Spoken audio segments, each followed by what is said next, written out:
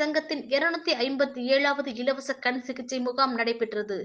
ராணிப்பேட்டை மாவட்டம் அரக்கோணத்தில் அரக்கோணம் சந்திப்பு லயன்ஸ் சங்கம், வேலூர் மாவட்ட பார்வை இழப்பு தடுப்பு சங்கம், ஸ்ரீ காஞ்சி காமகோடி மருத்துவ அறக்கட்டளையின் கோயம்புத்தூர் சங்கரா கண் மருத்துவமனை இணைந்து பொருளாதாரத்தில் பின்தங்கிய கிராமப்புற ஏழை எளிய மக்களுக்காக நடத்தி வரும் 257வது மாத இலவச கண் சிகிச்சை முகாம் நடைபெற்றது. நிகழ்ச்சியின் ஏற்பாட்டாளர் ஆறுமுகம் குடும்பத்தினர், அவரது சகோதரி சி சந்திரன் அவர்களின் துணைவியார் சி சாந்தி அம்மையார் அவர்களின் 3ஆம் ஆண்டு நினைவாக சிறப்பு முகாம் மற்றும் 300 பேருக்கு அன்னதானம் வழங்கப்பட்டது.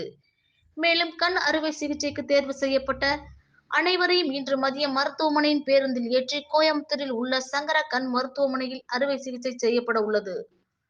தலைமை MLF LN R Haridas BA, முன்னாள் ஆளுநர் மாவட்ட அரிமா சங்கம் வரவேற்புரை ஆறுமுகம்.